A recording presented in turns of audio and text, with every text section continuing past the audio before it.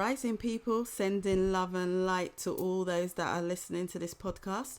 I'm Angel Love. And I'm Astro Queen. And welcome to the Astro Love podcast. Woo, woo, woo. Episode 9, baby. Okay. I trust think. you. Yeah. Yes. I think I said that the last one. I trust you. So I'm accepting that this is episode 9. We have Christelle for that because I actually don't know.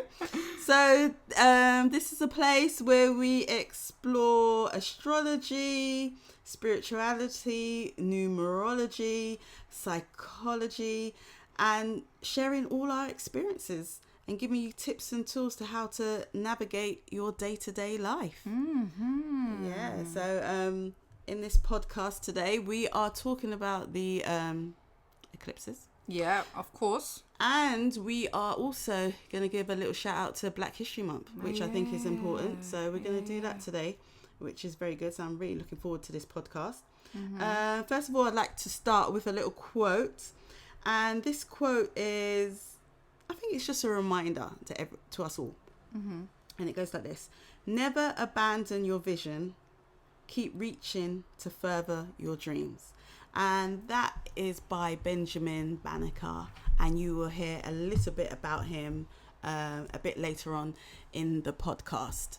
Yeah, so let's start off with the eclipse season. Eclipse season. Oh my gosh. Do you know what? It's always it's like a bad omen. It is. And you know, whenever I think of eclipse, I think of Apocalypto. Yeah, the film. Same. Hey, that's a bad boy movie though. Oh my gosh, Banging it's a wicked movie. Mel Mm-hmm. Gibson, I looked at his sign, he's a Capricorn. Oh, is it? Yeah. But yeah, that movie is proper. Yeah, and I guess how the ancients saw the eclipse, it must have been quite frightening. Seeing the blockage, especially when it's a full lunar eclipse, like the sun's gone or whatever, and it's pitch dark, and they're like, the gods are not happy, and they want to sacrifice people. Yeah. So that's what you see in the movie, the Apocalypto. Yeah. The sacrifice of humans till the sun comes back out. Yeah. And that's when they say, you know, the god's happy. The god's happy. Yeah. So. Yeah, that's interesting. So yeah, the eclipses do have bad connotations, and they've been demonstrated through movies, like you just said. Yeah, exactly. And we take movie. on a great, I guess we take on the fair aspects. Yeah. When we shouldn't be taking on too much of the fear. I guess there's a fear in change. Yeah. Because I guess that's what the eclipse wants us to do is, change, shed. Yeah. Just look at ourselves. Yeah. Look how the way we're doing things. And I guess with the, this is a solar eclipse. Yeah. So with partial blockage, the sun is our energy. It's our creativity. Yeah. It's our soul's journey, our mission. Yeah. So actually looking at like, what are we doing with our lives? Are we on the right path? Are we doing the right things? There's a time like our creativity, some of our shine is being blocked. Why is that? Is that a time for reflection? Maybe in a work? A time for us to see why we are doing what we are doing. So, I mean, it's something to think about. I guess for everyone, it's going to resonate differently what this eclipse is going to mean for them. And I think it's just time to think about that. And I guess when we talk about the eclipse, it'll be the opportunity for you, the listener, to think about what it's going to mean for you, and also for me as well. Yeah. For us, looking at it and thinking, what is this eclipse actually trying to tell us this year? Because it's actually going to hit my south node in Taurus, and I'm like, oh no! But I'm trying not to be in that fear mode. Yeah. And I want to be in that space of change. But change is scary. Change is scary. Change is scary. Because we get so caught up in our current situations, like, for example, our partners and our family life and work life and whatever. And we don't want that to change. No. We don't want our partners to cheat on us, and then before we know it, we've got a breakup on our hands or a divorce. Or we don't want the passing of our children or our parents or whatever. But all eclipses are often triggered by those events. Exactly. It's difficult enough to cut a few inches of my hair, let alone that's a change. Like, don't cut too much off. There's those type of things. I think it's all letting go. Letting go of fear, letting go of all the things that we no longer need. That doesn't serve us. But we've delved really deeply. But I wanted to go back first, just to say what creates eclipses in the first place, like what it actually looks like. Yeah, so in the heavens. For sure. So the eclipses occur when the sun, moon, and earth align in a specific way. So solar eclipses happen when the moon passes between the earth and the sun, casting a shadow on the earth, and lunar eclipses, which is later on the 28th of October. So the lunar eclipse, on the other hand, occurs when the earth comes between the sun and the moon, casting a shadow on the moon. This alignment has often been seen as a symbol of cosmic order and unity. So I guess with both, if we think about the moon and our emotions, there's still light. There's still like a blockage of light for a reason. So what is that telling us? Without really thinking about what everyone says. And for me, I think when there's a blockage of light, it's like a yin and yang energy.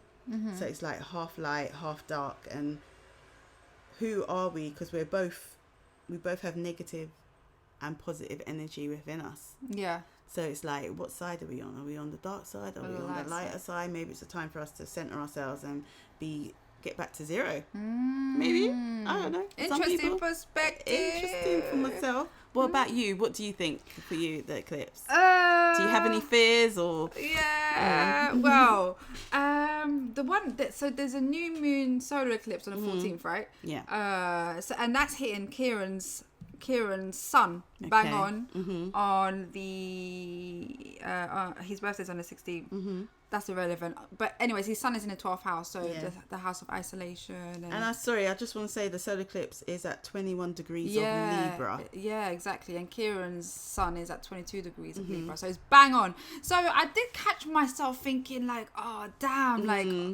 are you celebrating? Yeah, we're gonna celebrate, but I don't think I'm celebrating the eclipse version of.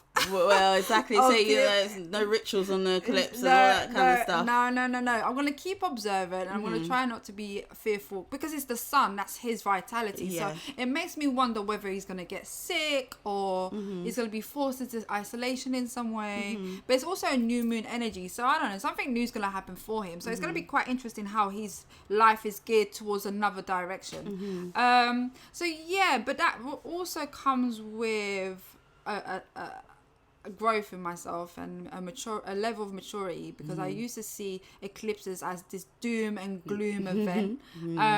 But I did reflect back to when I first came to this country in 1993, and there was an eclipse that took place in my 4th house. So it was ruled by Venus, and Venus is in my 9th house. So I was living in France, and then when I was 7, around the time that the eclipse took place, I moved from France to the UK. And I think that was a new moon eclipse happening, and it hit my Venus, obviously, because Venus was triggered because the eclipse was in my 4th house ruled by Libra. Anyways, my point is, it kind of activated the move and it changed our whole life story. So I went from living in France, going to French schools and having French friends, to all of a sudden having to learn a new language. And my Venus is in the 9th house, language, culture, all of this stuff, foreign land. And that created a newness. So I suppose at the time, at 7, I'm a child. So I must have been a bit fearful what the hell was going on. The unseen, the unknown, like a new journey. Leaving your friends as well. Everyone, leaving my only way of knowing how life is. At least you had your sister with you. I had my sister. Yeah, I had my younger sister. And, our home changed as well. Language changed. I went to a brand new school not knowing the language. But thankfully, children adapt really quickly, and I was welcomed, and I was actually, I made best friends really quickly, and I was able to adapt. But that's an example of how an eclipse could look like, depending on where it hits in your chart. Exactly. It's very life-changing. And it hit all of you. Yeah, it hit all of us. It hit all of us. Do you know why your dad wanted to, or your parents wanted to make that change? Yeah, so I did ask my dad a few years ago, and he just simply said he didn't really agree with a lot of the political views of France. Okay. My dad's a politician, and so he just decided that we would have a better way of living life and opportunities living here. And I'm so thankful for my dad for doing that, because it doesn't matter where we ended up in the world. The point is, I myself, based on my natal chart, needed to move. Yeah. Because I have Mercury in retrograde. Okay. So and it's in the 9th house. So I needed to be, in order to excel, I needed to leave my country of birth, go into exile, because my Mercury is in exile anyways. Go into exile and live my life elsewhere. So I'm really grateful that my dad was able to tap into that and got me out. Unknowingly. Unknowingly. Tap into that, yeah. Yeah, unknowingly. So yeah, that is basically my experience. One of my direct experiences that I remember. But I think another eclipse, I need to go back, but I think another eclipse that took place a few years ago actually ended my relationship. Okay. My previous relationship of 4 years. So that's a really, really personal experience that I had. It came very unexpectedly, and I had no choice. As much as I tried to fight that experience, I had no choice. Like, life just kept throwing me in a situation where I had to break it, and then a new relationship came. So that's my experience of eclipses. Like, I embrace them much more now, I guess, but still with a touch of like discernment. Not discernment, that's probably not the right word, but like apprehensiveness. I was just going to say that you're very apprehensive. So I'm very apprehensive of this eclipse. I will share with you. Yeah. After the eclipse happens, what happens? I'm deep in. Because you're having a nodal return. Yeah. And it's a south node. It's a south node. What about the south node? Well, is that K2? Yeah. That's the more vicious one, right? I don't want to use that word, but that's what I'm feeling malicious. right now. It's malicious. That's what I'm feeling. That's what I'm getting from it. You know, and I've just actually kind of just realised. I think I did realise before, but it was away. So I kind of forgot. Yeah. And then when I listened and I said, oh, it's actually hitting my... I was like, oh, my days. Yeah. So, yeah, I have to process that and look at it. But I will share. Yeah. Like... how experience of that experience, and you know, it's on the new moon, so I think that one's just gonna run away with me. I'm not, you know, usually new moons I will do a ritual, but not on the eclipse. Yeah. How does that work? Do we do it the day? We have to wait a couple of days after? I'm not even too sure. I think wait until the nodes are fully away from the moon. Okay. I don't know. Yeah. I've never really thought about it, because I just don't touch magic during eclipses, full stop. Exactly. I just don't. Exactly. But I think you can, like you said, a good few days after. Yeah. Do something with that energy. So, and it's supposed to, like, the day before is Friday 13th. It's a good luck day. So, I don't know what's going on there. Eclipse on the 14th is just a bit of a mishmash. What's going on 13, 14, but yeah. But we talk about why Friday the 13th is a good luck day in our podcast. Yeah, previous to this one. Yeah, exactly. So have a listen. But with this eclipse, I guess it's really transformation and renewal. So what we go through is going to transform us, but we're also going to renew with it. And I think it's the apprehension is, what is it? What we're going to go through. What do we have to let go? Yeah. You know, what do we have to go through? No one wants to go through any stress, or, you know, we just want life to be simple. Yeah, and predictable in a way sometimes. Like, obviously bring on some eccentric newness stuff, but like, don't let it be like scary. Yeah, exactly. You know. But I guess, you know, we can all handle whatever comes at us. Yeah. So that's important to know. I guess with mine, it's in the 5th house, so it's something to do with creativity, could be children, could be romance. It could be, there's many things that it could be your talents. Yeah. Inner child work. Yeah. Maybe that's, you know, one of the things that part of my counselling training is like working with children, so a lot of inner child and stuff like that. So that's going to be interesting. Let us know, because it's hitting you the closest. I've got South Node and North Node in Taurus and Scorpio, but it's at I think, is it 1 degree, so it's a few degrees off when we have this full moon eclipse in Taurus at the end of the month. Is it on the 28th? Anyway, so we've got 2 eclipses this month. We've got the new moon solar eclipse on the 14th of October. So just to kind of like explain what that would mean in terms of like it being a new moon solar eclipse. So this is what is considered to be a very powerful and transformative energy, basically what we've just described, but it symbolizes new beginnings and the potential for significant change to take place in our lives. So it's about moments, this is really, if you are setting intentions, it's about setting intentions that are set towards bringing newness into your life, starting afresh. If you're ending a relationship, it's a good time to start a new, fresh situation in your life. Maybe welcome a new friendship that could potentially lead into a relationship, for example. It's a time when a usual flow of energy is disrupted, like abruptly. We don't expect it necessarily. And the interruption can then bring about shifts and transformations in various aspects of your life. So if you've got, for example, where this new moon eclipse is happening in Libra, if it's happening in your first house, then the first house is to do with yourself, your body, how you present yourself to the world, your vitality. Is the most important house of the zodiac, actually. But that area of view, that aspect of view is going to change in some way, especially if you've got your ascendant at 21, 22, 23 degrees of Libra, or at 18, 19, no, maybe not 18, but 19, 20, 21 degrees of Libra, you're going to really feel it. So there's going to be changes there. But yeah, I think with eclipses as well, but that goes for both new moon eclipses and full moon eclipses, that they radiate, the impact of it radiates for about 6 months. Isn't it? The impact of it is longer lasting than your average full moon and new moon, which is just like a month or so. Exactly.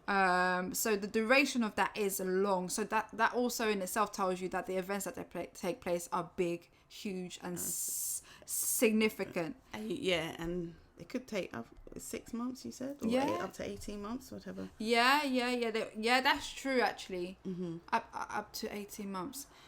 But the blocking of the sun's light during the solar eclipse is seen as a resetting. It's a resetting situation. It's about recharging the energy. So it's a time when old patterns may be released and new possibilities can emerge. Exactly. So my thing of yin and yang, whether we're more on the dark side or the other side, is actually getting back to zero. That is a resetting. Yeah, it's a resetting. Exactly. Thank you for making that connection. It is a resetting. Didn't have the right words, but yeah, it's a resetting. Yeah.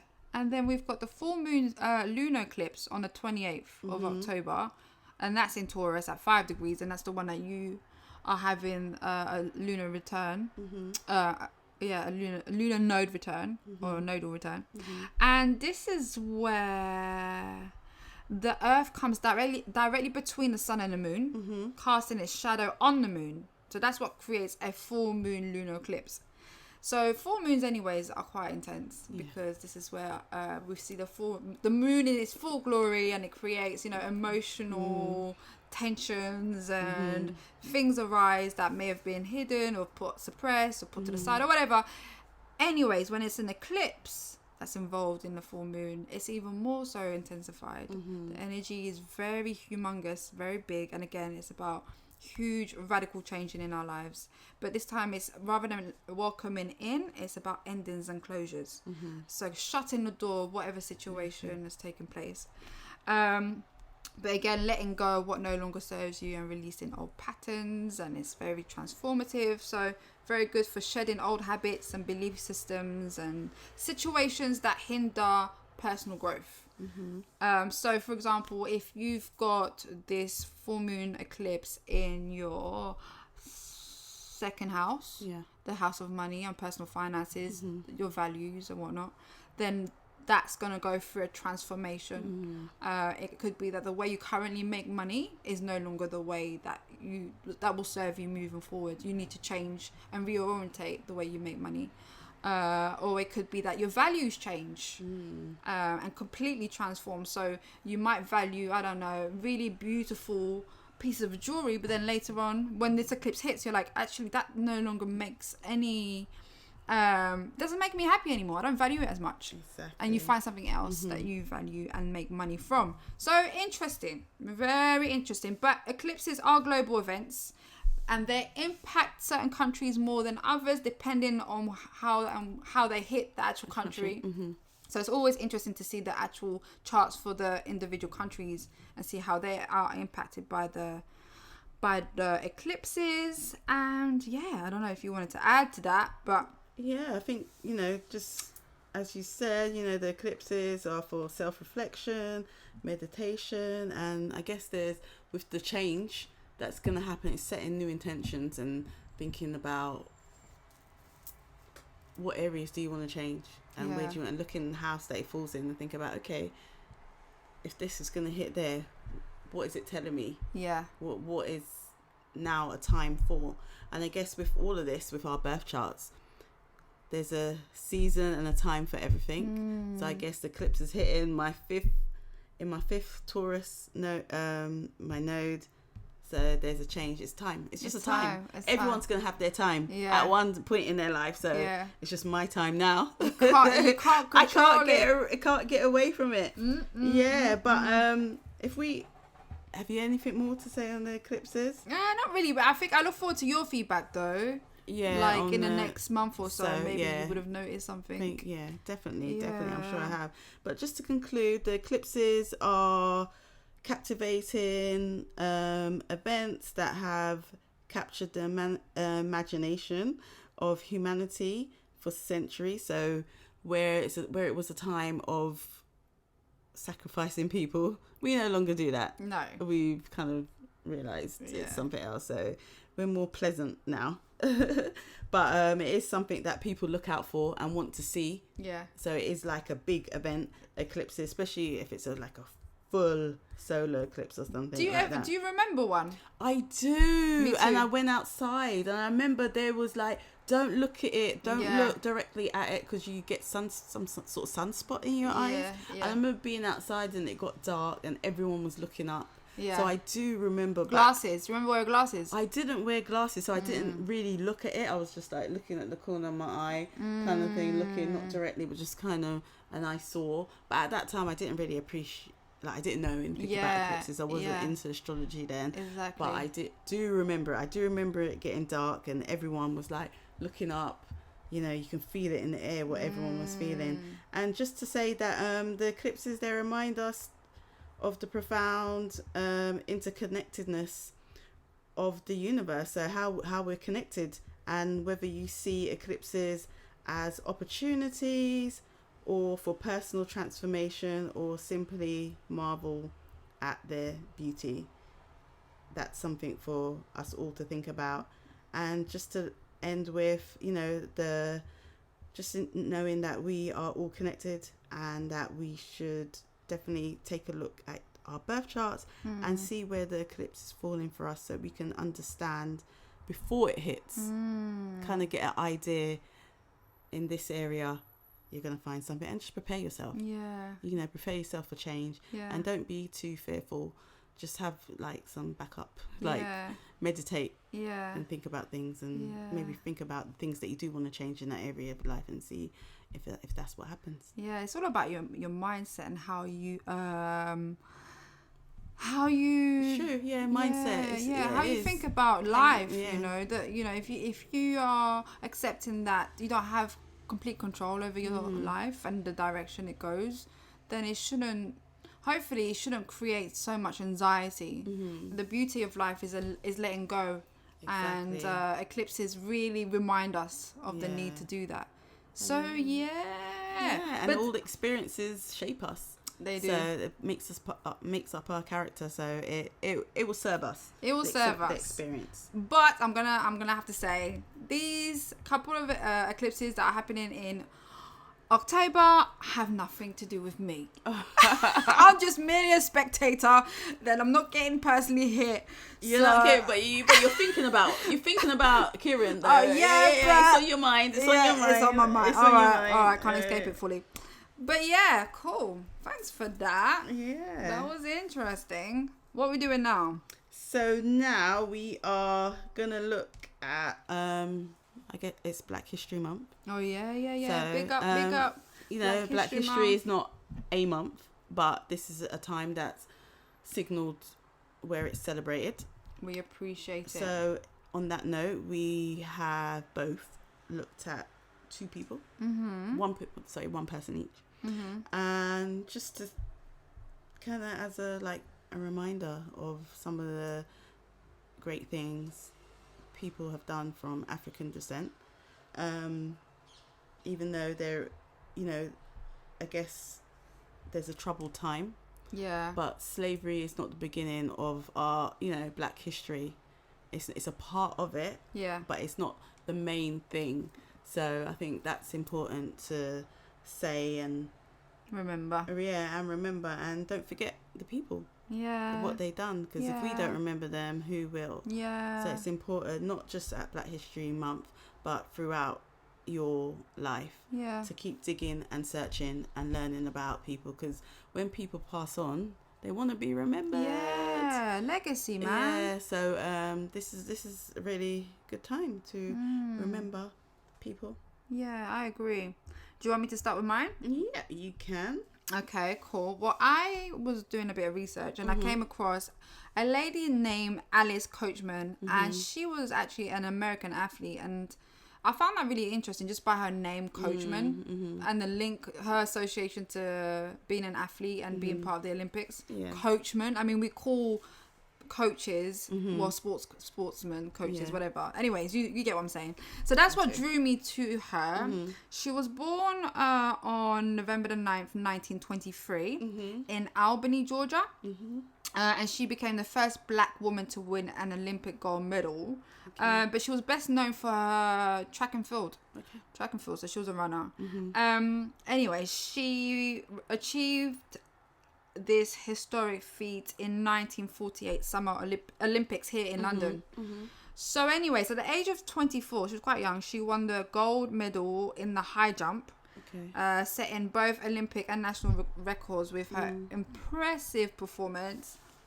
Her victory was particularly significant because it occurred during a time of racial segregation in the US. So there was a lot of discrimination going on there, lots of racial issues going on there at the time. So that's historic for me. That's powerful. That's just like, wow. You can't take away my talent. I don't care how much you say about me, like, exactly. I am who I am and I've got this talent and I'm going to share it with the world. And she did throughout one of the hardest times in history. So Alice Coachman's success paved the way for future generations of Black female athletes. She became a symbol of excellence, breaking barriers in the world of sports. Her legacy extends beyond her athletic accomplishments because she later became an educator and an advocate for youth and women's sports. So she passed away, rest in peace, Alice Coachman, in July the 14th, 2014. So not that long ago, but she was, she was 90 years old. Wow. So she led a good life, long life. I don't know good, but long. But she was a Scorpio sun, where her sun was conjunct Mercury. So Mercury was also in Scorpio. Her Mars, which is the ruler of Scorpio, was actually in Libra, so in his full, but the Mars was squaring Pluto, which I found really interesting. So that gave her lots of power and lots of endurance. So that's where she must have got all of that, like the endurance and the fight to win. But what I found also interesting was that her moon and Venus is in Sagittarius. And Sagittarius, I find a lot of athletes or sports people are Saggies. But also where her moon was there, I had no time, by the way, so I don't know what her ascendant was, but her moon was there and her Venus was there for her love for jumping, because Sagittarius is high. It's that energy of it's ruled by the sky god. So whatever she was driven to do had to have an association with height in some way. Anyways, that was me trying to make the connections. And long distance travel, I guess. That's a long distance. You had to do the longest distance to win. Thank you, exactly. And that Scorpio energy just gave her the drive, the motivation, and that fixity, that stubbornness to get to the goal despite the atrocities that was going on at the time. So rest in peace, Alice Coachman. Thank you so much for paving the way and inspiring our athletes today. You're amazing and you're appreciated. Yay! So that's really good. That's Alice Coachman, and it's so fitting because he's Scorpio sun too. Oh, deep. And I didn't even know that. I didn't know that either till you said it. So I was like, huh? Hey, what's going on, bro? What's going on? Because, well, the moon's actually in Taurus right now, so it can't be that. But I don't know what's going on. I don't know. Yeah. So Benjamin Banneker, I said his quote at the beginning. Yeah. Born on the 9th of November 1731 in Baltimore, Maryland, United States. And also, if you listen to the last podcast, I was talking about Mercury, like in the cosmic news. I was talking about the pre-shadow phase, like everyone had a connection to Mercury. So because of that, I actually went back and checked when he was born. And he was born in the shadow phase of the retrograde in 1731. I'm like, what is going on here? Mm-hmm. So yeah, once again, another one. He died on October 25th, 1806. He had Mercury in Scorpio, conjunct Sun, MC, and Saturn in Scorpio. So, same like her though. She has really? Sun, Mercury. I'm going to open up a chart after. I'm just going to give a few facts. Yeah. We can double check that. Mm. In 1752, at the age of 21, Benjamin Banneker received acclaim by building a clock entirely out of wood. So this is the first clock that was built out of wood. It lasted for about 44 years. So strange thing, when he died, the next day's house caught on fire, and yeah, all these papers, everything was destroyed. I don't know, sounds suspect, but yeah, he passed away. The next day his whole house caught on fire, so everything was burnt. The only things that could survive were he created a lot of almanacs. So that was like telling you when to plant. So he's an astronomer, mathematician. He helped build Washington, D.C. So he looked at the planets and how to create the plans.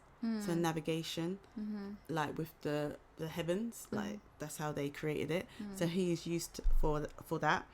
And his work survived because of people that bought his work or had like his papers that he's done. Yeah. So that's how there's a lot of things of his that did survive, but there was a lot that actually was destroyed. So that sounds really crazy that after he died, and now he died during the Scorpio season. When did I say he died? Yeah, the 25th of October. So that's Scorpio season. So and Scorpio is all about mysteries, isn't it? So that's strange. His parents were free. When I mean free, they weren't slaves when he was born. So he was a free man. Okay. I believe they bought their own freedom. So his mum and dad were both free. So he was free. He went to school. He went to a Quaker school, and the Quakers were very liberal. So they weren't like into all the racism and stuff. They thought everyone was equal. So he went to a Quaker school up until he was 16. But most of what he learned was self-taught. So he taught himself astronomy. He taught himself mathematics, the almanacs and all that stuff, astrology. He was self-taught. Very intelligent man. Yeah, and I guess that's a lot at that time. Yeah. With African people, the slaves, they had to be self-taught. Yeah. Because a lot weren't invited to go to school or weren't allowed to read. So it was like most of it is self-taught, and I guess it's quite amazing that he was able to build this clock and be part of it. And actually his name is linked with Big Ben, so people say Big Ben is named after him, but there is nothing out there to confirm that. I've heard it a lot in like Black history circles, but that's as far as it goes. That is just talk though. But it makes sense. There's another, I can't remember what it is. There's another reason why it's called Big Ben, but that is denied. So there's half people saying that's why Big Ben got its name, and there's people saying no, that's not. So, but it sounds nice, right? It sounds nice. He's deserving of it. If that is the case, he's deserving of it. Just a few quick facts about a bit more information about him. he made a lot of astronomical calculations and he predicted eclipses. So, you know, I didn't know that at the time. I was like, oh, we're talking about eclipse, so this is a great time to bring him in. He made calculations about planetary conjunctions, which were included in his almanacs, his books containing a calendar of the year, and recorded various astronomical phenomena. And all his predictions were correct. Wow. And he did this by hand. Like, I'm not sure how he did it, but well, this was we got a phone. So yeah. I'm like, whoa. So yeah. He was born when? In 1730. Oh, not even. Yeah. So there was no technology whatsoever. There was no technology. So these people are seriously clever. Damn. And connected. Like, damn. I just take out my phone and tap in we're a few. spoiled. We are very, very spoiled. I was thinking that the other day. Yeah. So he was invited by Thomas Jefferson to be part of the team to build the District of Columbia. That's what it's called before it changed to Washington DC. He actually fought for racial justice. Okay. Yeah, so he wrote a letter to Thomas and Jefferson, and part of what he wrote was, "I'm annoyed to find that the subject of my race is so much stressed. The work is either correct or it is not. In this case, I believe it to be perfect." So there was a lot of outrage because he was making all these great calculations, but he was just seen as another black man. Yeah. Essentially. Yeah. Yeah. And they were not happy. So he was like, well, if my work's correct, what's wrong? Yeah. You know, exactly. And that's true. His work was correct. It was actually precise, probably more precise than anyone else, but you know, it upset people that because it was a black man. Yeah, and they looked at black people as not being very smart. Yeah. At that time, they weren't equal footing. Yeah. So for him to get that just outraged those people. Yeah. He, like I said, he's a champion of racial equality. He wrote Thomas Jefferson a 1,400-word letter challenging Jefferson's stance on the inferiority of black people and questioning his commitment to true liberty of black people. He died in 1806 at age 74. Like I said, the fire destroyed on the day of his funeral. Oh. It was actually the day. I'm looking through my notes. It actually is the day. In 1987, his journal was donated to a member of the Ellicott family, who had also held on to a number of his personal items. Many of these were eventually sold and are currently on display in the Benjamin Banneker Historical Park and Museum in Oella, which is in Maryland. And I just wanted to say, well done. Well done. Well done for all your predictions, all your work with astronomy, almanacs. I'm sure it's useful to a lot of people that came after you. Exactly. People looking at your work and what you're doing. You was precise and it served and supported a lot of people. And it's a shame that your work got destroyed. But your name lives on through Washington DC. Every time you're in there, that's you. That's you. No that's one can so take deep. No one can take that away from you. You were part of that team, you know. And at that time, black people weren't respected. Yeah. So you must have been the man at that time for them to call you. And he was the man. There's so many people out there, and you got called. So thank you for your contribution to this world. And you know, this was just a little reminder to people. So please go out, look up Alice Coachman, and Benjamin Banneker, and any other people. But you did say about his sun, didn't you? You mentioned Sun Mercury conjunction in Scorpio. So hold on, I know. Did I say no? Sun Venus and Sun MC. Sun Venus MC conjunction. His actual Mercury was in Libra, and Pluto's in Libra, and Jupiter's in Libra. Okay, that makes sense. I was thinking, damn, like they are so similar, but actually they're quite different. Yeah, But still Sun Scorpio. But We're still like yeah, connecting. that's still kind of crazy still. We did not tap in, we didn't talk about like their charts together before this podcast, so yeah, that was cool. But yeah, that's it from me. Yeah, and that was cool. So yeah, that's the end of our topic of eclipses and Black History Month. Hope you enjoyed it, and till next time. So everyone have a safe eclipse. Yeah, good luck everybody. Yeah, enjoy Halloween, Friday the 13th. Yeah. Scorpio season coming up, which we will discuss in our next podcast. But yeah, so peace out everyone. Peace out.